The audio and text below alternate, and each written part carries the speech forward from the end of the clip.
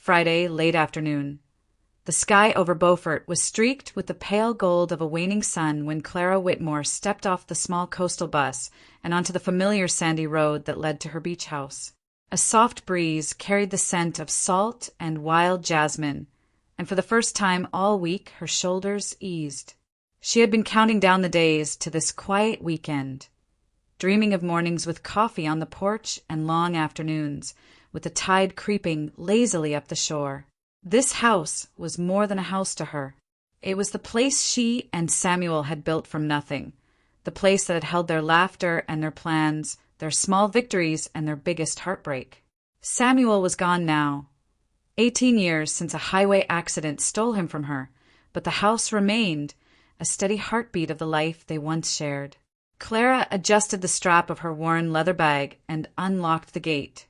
Even from the porch she could hear laughter, unfamiliar laughter, loud and brash, spilling out into the salt-tinged air.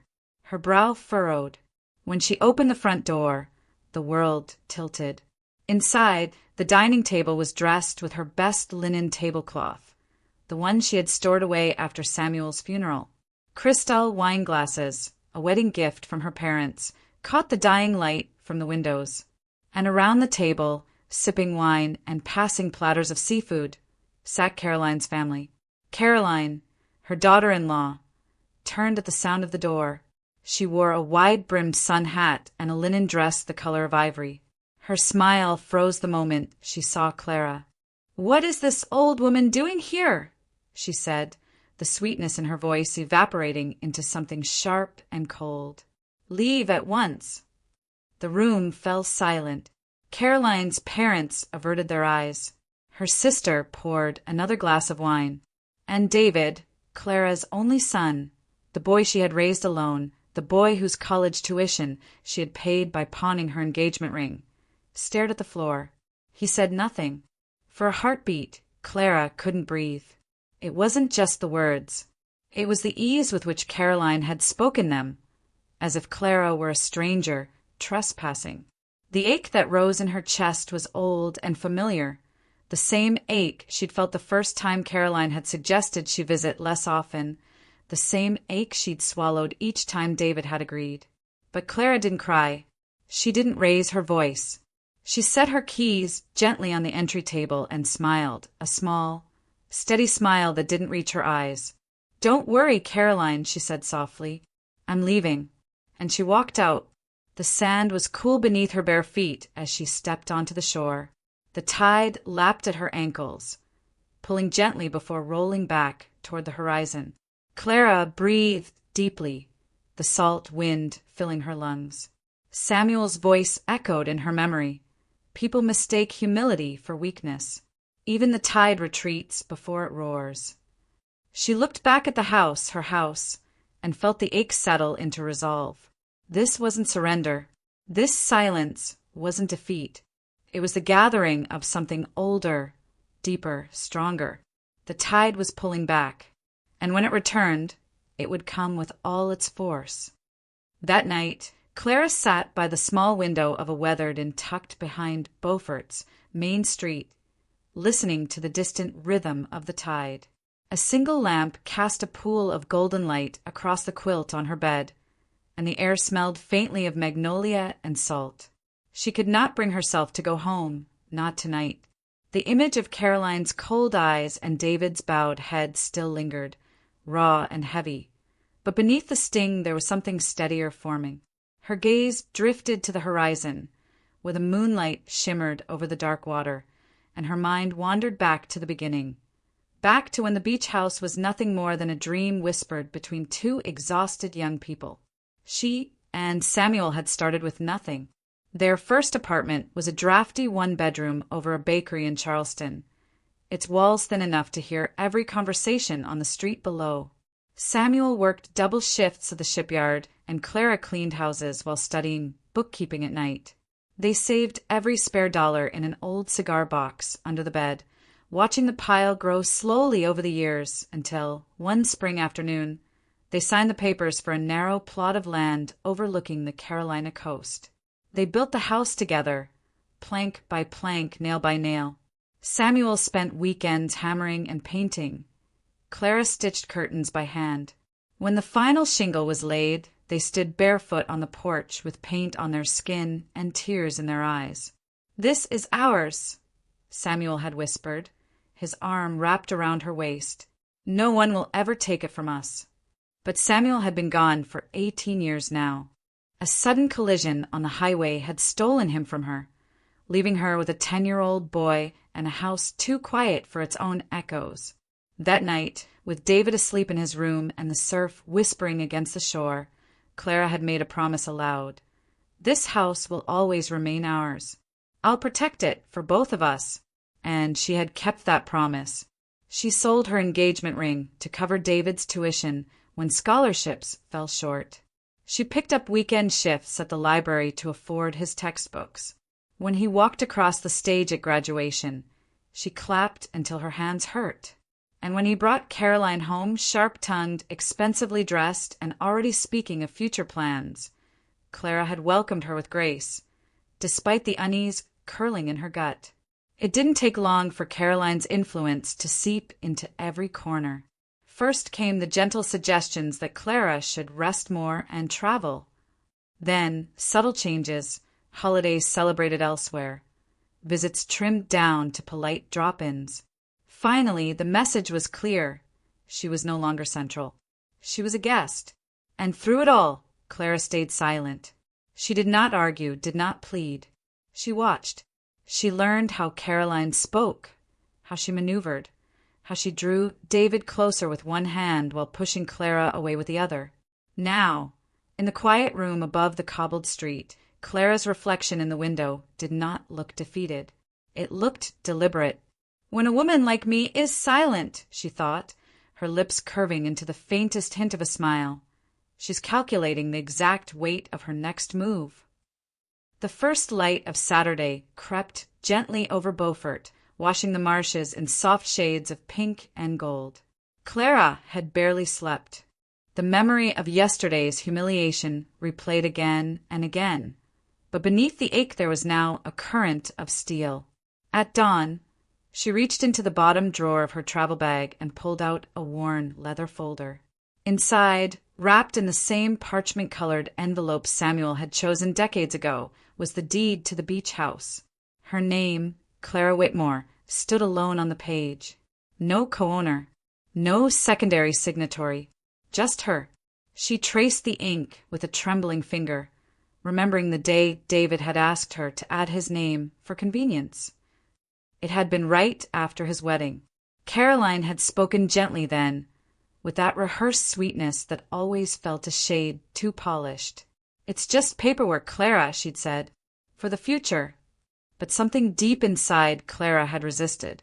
Maybe it was Samuel's voice echoing through the years. "Never sign away what you built with your own hands." She had refused, smiling politely but firmly. At the time, she hadn't fully understood why. Now, the reason stood clear as the tide line on the shore. By mid-morning, Clara was sitting in the oak-paneled office of Henry Collins, Samuel's oldest friend and the attorney who had helped them close on the house more than 30 years ago.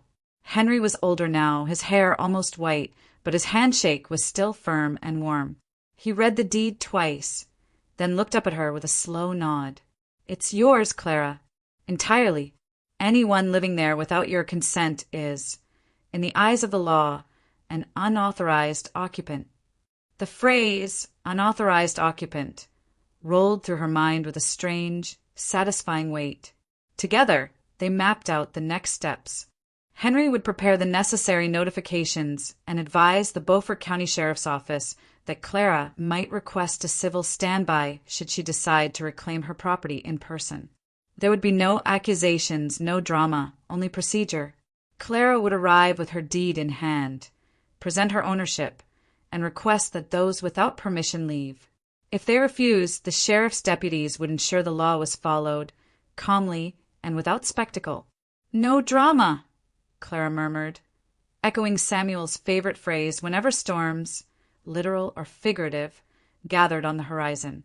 Just the law, silent and inevitable like the tide. Henry smiled. "Exactly. The law doesn't shout, Clara. It simply arrives. By the time she left Henry's office, the morning sun was high, scattering diamonds across the surface of the water.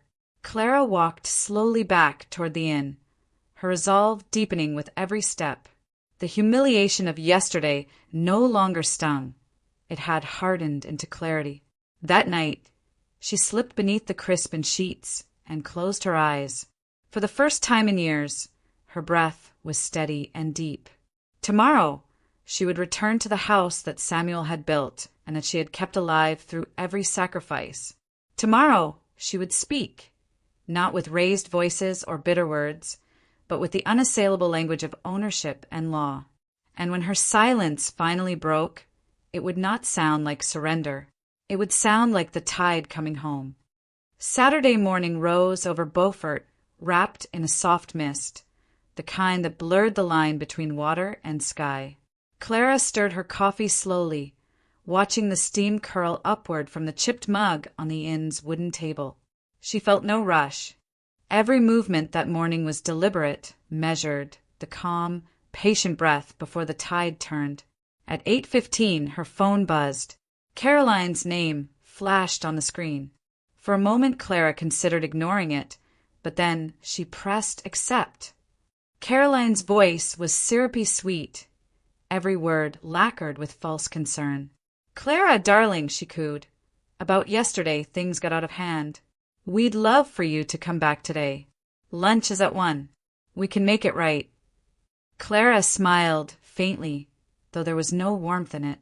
"I appreciate the invitation," she said, her tone as calm as still water. "And don't worry, soon the house will be mine alone again." She ended the call before Caroline could respond. By mid-morning, she was back in Henry Collins's office. Papers rustled softly as he slid them into a neat folder. "Everything is ready," he said. "I've filed the ownership verification with the county, and the sheriff's office has been notified in case you request a civil standby. All you need to do now is show up." "Good," Clara replied, her voice steady. "Let's schedule it around lunchtime." Henry raised an eyebrow, but she explained. They chose that time for their celebration. It's only fitting the truth arrives then, too. Just after 11, her phone rang again. This time it was David. His voice was strained, cautious, the voice of a man caught between two loyalties. "Mom, Caroline feels terrible about yesterday. She really wants to apologize. Please, can't we just put this behind us?" Clara let a long silence fill the line before she answered. "David," she said gently, "what spun out of control yesterday wasn't lunch. It was respect.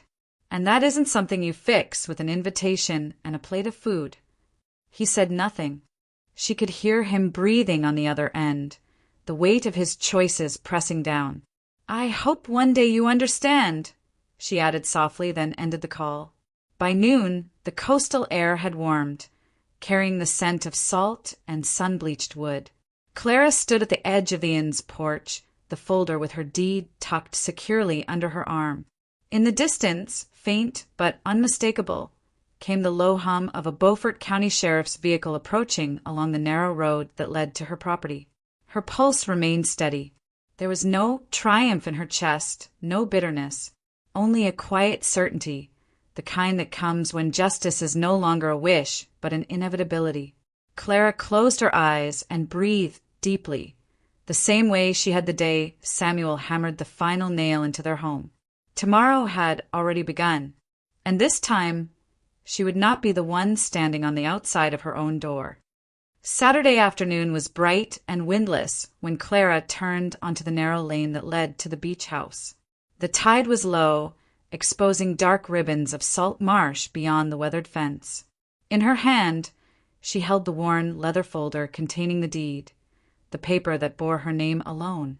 It felt heavier than it had that morning, as if carrying not just ink and signatures, but decades of sweat, sacrifice, and promise.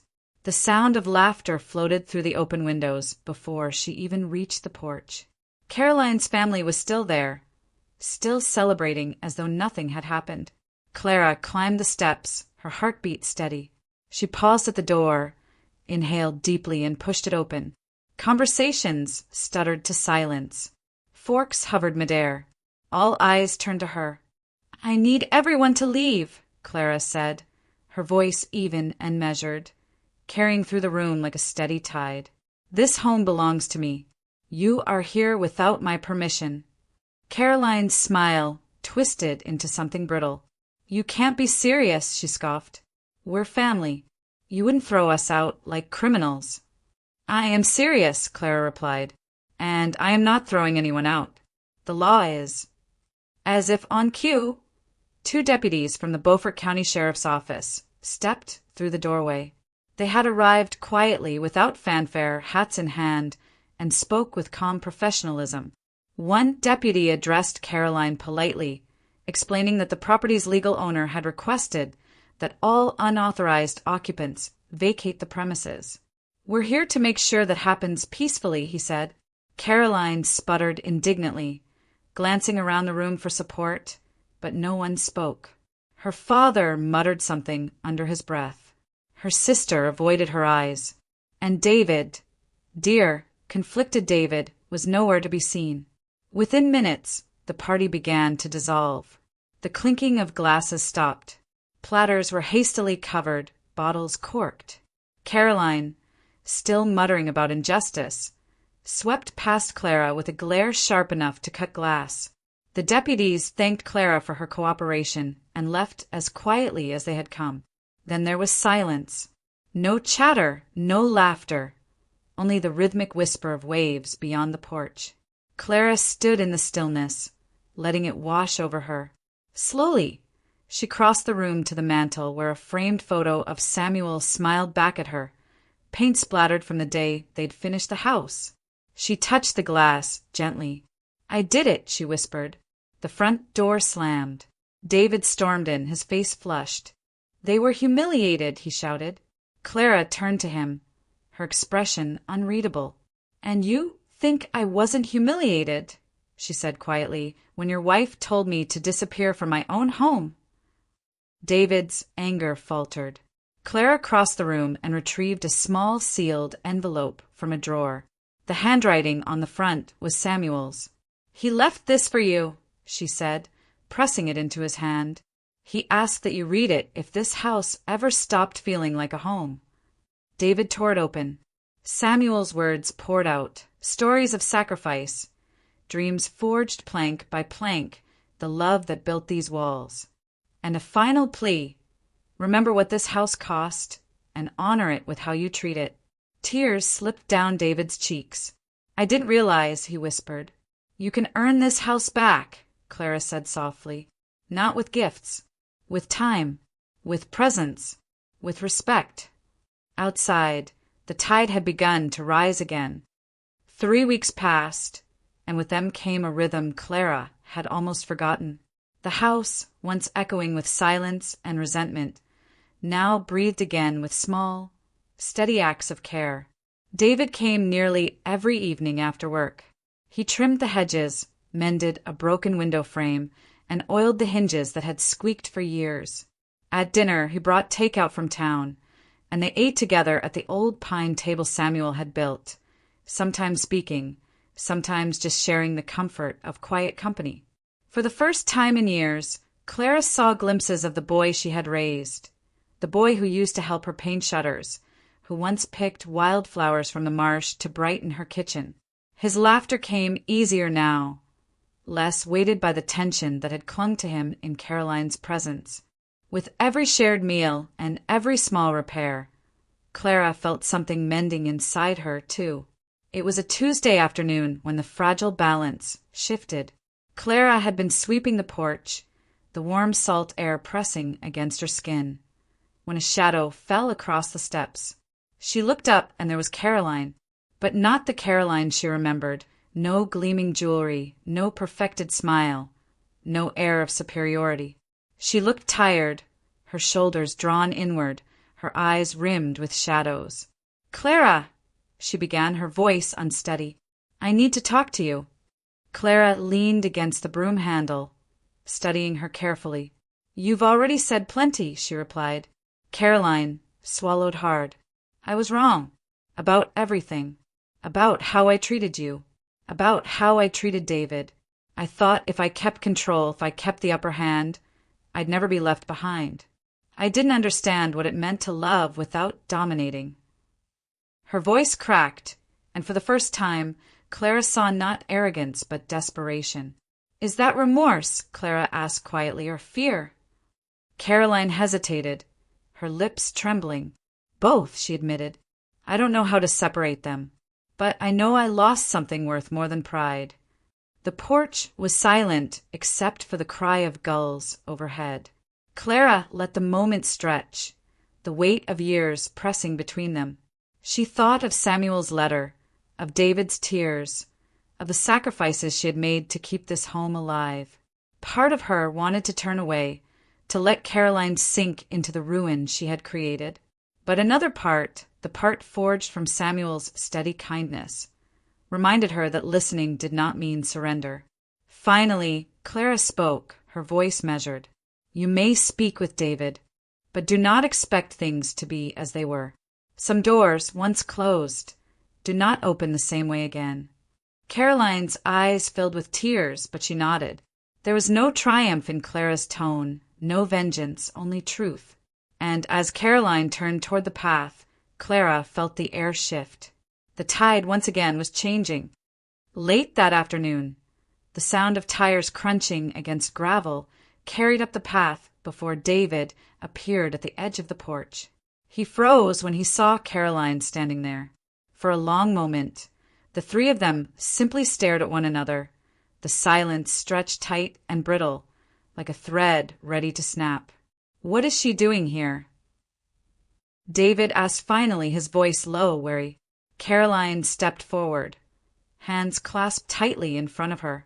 I'm sorry, she said, her voice cracking on the last word. David let out a bitter laugh that held no humor. Too late, he said. Some things apologies can't fix. Caroline's eyes glistened, but she didn't look away.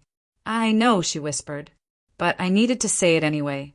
I was wrong about everything. About how I treated your mother. About how I treated you. I tried to erase her from your life because I thought that would make you love me more. I thought I had to compete with her instead of learning from her. And in doing that, I became someone I don't even recognize. The words hung heavy in the humid air. Clara felt a pang, not sympathy exactly, but recognition. She had seen this pattern before in people who mistook control for love and domination for strength. Caroline was standing at the edge of that realization now, teetering between regret and something deeper. David turned away, his jaw tight. Do you know how many nights I've replayed the things you said about her? About me? How many times I believed them? His voice broke. You didn't just try to erase her. You tried to erase who I was before you. Caroline took a shaky breath. I know, and I don't expect forgiveness. I just need to tell the truth, even if it changes nothing. Clara stepped forward then, her tone soft but firm. Forgiveness isn't a door you open or close, she said. It's a window that lets in new air. Sometimes that air is warm. Sometimes it's cold. But either way, it changes the room. David's shoulders sagged, as if some invisible weight had loosened its grip. He looked at Caroline for a long time, the anger in his eyes slowly giving way to exhaustion. I forgive you, he said finally, but this doesn't mean we'll be the same. We can't go back to what we were. Caroline nodded, tears slipping down her cheeks. I don't want that, she whispered. I just want to stop pretending.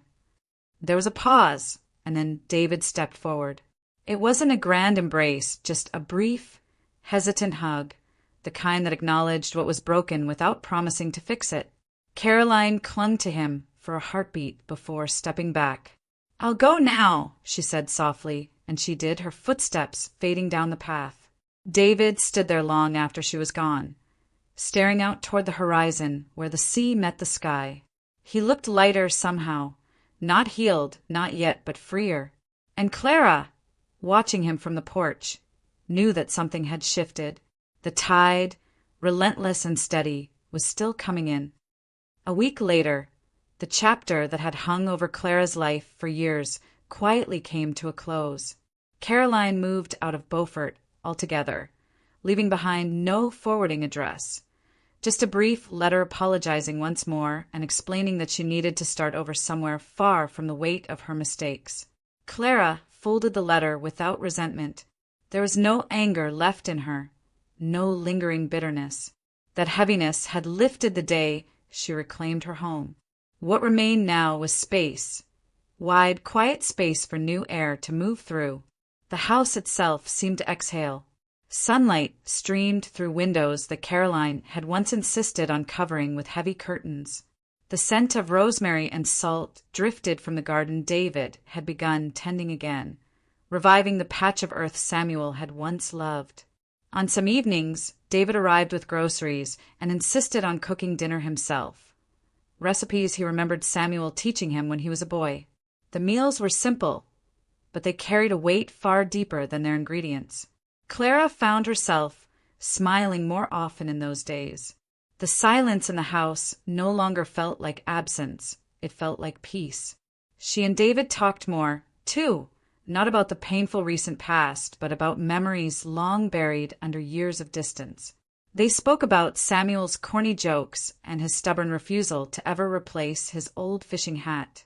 They laughed about the night they'd painted the kitchen cabinet sky blue and ended up splattering the ceiling instead. One evening, as the tide rolled and beneath a sky streaked with coral and lavender, Clara and David sat side by side on the porch. A pot of mint tea steamed gently between them. The air was warm and still, carrying only the rhythmic sigh of the waves and the occasional call of a night heron from the marsh. "Do you think he'd be proud of us?" David asked after a while, his voice quiet, almost boyish. Clara's gaze drifted toward the horizon, where the last edge of the sun dipped below the water. "I know he would," she said. "He built this place with his hands, but what he really built was a family that could weather storms, even the ugly ones." David nodded, his eyes glassy in the fading light. "And you should be proud of yourself, too." Clara turned to him, a small, wistful smile touching her lips. "I am," she said softly, "because you learned the hardest lesson Samuel ever tried to teach you." David looked at her questioningly. "Love without respect," Clara said, "is a prison. It keeps you trapped, no matter how beautiful the walls might be." The words settled between them like the hush of the sea, heavy with truth. David reached over and took his mother's hand. They sat like that until the stars came out. Two people who had once been strangers in the same story, now writing a new chapter together. The house creaked softly as the wind moved through its beams, alive again, breathing again. It was no longer a place of tension and silence. It was a home. Several weeks later, Clara sat at the kitchen table with a cup of tea cooling beside her when Henry Collins knocked on the screen door. He still wore the same old tweed jacket he had owned for decades, the same steady patience in his eyes. Under his arm was a thick folder of documents, bound neatly with a ribbon. "It's done," he said as she welcomed him in. "The house is now officially registered as a family homestead. Legally, no one can challenge your ownership. Not now, not ever." Clara exhaled slowly, the weight she hadn't realized she was carrying lifting from her chest. For years, she had lived with a quiet fear that her sacrifices could be erased with a signature, that the life she and Samuel had built could be taken from her by someone else's entitlement. That fear was gone now, sealed and witnessed in ink. Henry poured himself a cup of tea and sat across from her, leaning forward slightly. "Clara," he said gently, "you know what you've done, standing your ground with dignity, not rage. It's something a lot of women could learn from. There are many who've been silenced, dismissed, pushed out of the spaces they built. They need to hear that it's possible to reclaim them." Clara was quiet for a moment, looking around the kitchen that Samuel had built with his own hands. "I didn't do it to teach anyone," she murmured. "I did it because I couldn't keep disappearing in a house that was mine." "Exactly," Henry replied. "That's why it matters." That night, long after Henry left, Clara sat at that same table with a blank notebook open before her. The first page stared back at her, daring her to begin. She didn't write about revenge or bitterness. She wrote about dignity, about the long, quiet strength of women who build and protect, about the courage it takes to stand in silence until the moment comes to speak. She wrote about choosing presence over permission, about reclaiming not just a house, but a sense of self. Word spread quickly in Beaufort. A neighbor asked if she could stop by for tea, then another. Soon, women from town were gathering on Clara's porch on Saturday afternoons, women whose stories echoed her own. Some had been dismissed by their children, others overlooked by their husbands, many simply searching for a reminder that their lives still belonged to them. They shared stories over tea and peach cobbler, their laughter rising above the sound of the tide. Clara listened more than she spoke, but when she did speak, her words carried the quiet authority of someone who had walked through the storm and emerged whole. One afternoon, as the group dispersed and the porch grew still again, Clara stood by the railing and watched the waves lap against the shore. The house behind her hummed softly with warmth and memory. It had once felt like a battleground. Now it felt like what Samuel had always dreamed it would be, a sanctuary filled with love, not noise, stories, not arguments, beginnings, not endings. It was more than just a house now. It was a legacy, one that reached beyond its weathered walls and into the lives of others. The weeks that followed carried a gentler rhythm, like waves smoothing the shore after a storm. Life at the beach house found its new pace, slower, quieter, but fuller than it had been in years. One golden afternoon, David arrived with his young son, Oliver, a bundle of boundless energy and curiosity. The boy darted across the porch, chasing a gull's shadow, before plopping himself on the floor with a box of crayons. "Grandma, I made something for you," Oliver announced proudly after a few minutes, holding up a page covered in uneven blue and green swirls. In the center stood a crooked house by the sea, and beside it, a stick figure with silver hair and a crown on her head. Clara laughed, a sound that felt lighter than she remembered. "And who is this queen?" she asked. "You," Oliver said with certainty. "You're the queen of the sea." Clara pressed the picture to her chest, warmth spreading through her like sunlight. She wasn't a queen because she owned anything. She was a queen because she had learned how to navigate the tides of the water, of her family, of her own heart. Later that evening, after David and Oliver had gone home, the house settled into its familiar hush. The sky outside deepened into indigo, and the waves glimmered under the glow of a rising moon. Clara stepped out onto the porch with a shawl wrapped around her shoulders. The lemon tree Samuel had planted decades ago rustled softly in the breeze. It sent drifting through the night like a memory. She stood there for a long time, listening to the rhythm of the sea. "I did it, Samuel," she whispered into the darkness. "I reclaimed not just the house, but myself." The wind answered with a soft sigh through the branches. Clara closed her eyes, letting the moment settle deep inside her. She thought of everything that had brought her here, the humiliation, the heartbreak, the silence that had once felt like defeat but had become her greatest strength. She thought of Caroline's arrogance and tears, of David's remorse, of Oliver's innocent drawing. All of it, the pain and the healing, had shaped her into who she was now. Love without respect is a cage, she thought. It traps you, even if the bars are gilded. Silence, when forced, leaves scars that echo louder than any words. And forgiveness isn't for them. It's for us. It's the key that sets us free. The truth of those lessons wrapped around her like the cool night air. "If I could rise again," she whispered, her voice barely louder than the tide, "so can you?" Dignity can always be reclaimed, even through tears. The waves crashed softly against the shore, a lullaby she had known her whole life. The lemon tree swayed gently, its branches reaching toward the stars. Inside, the house creaked as if exhaling, not the brittle creak of old wood, but the deep, contented breath of a place at peace. The house breathed, the sea glimmered, and Clara, after years of being silent, dismissed, and diminished, stood whole once more, not because she had won a battle, but because she had reclaimed the quiet, unshakable power of being entirely herself.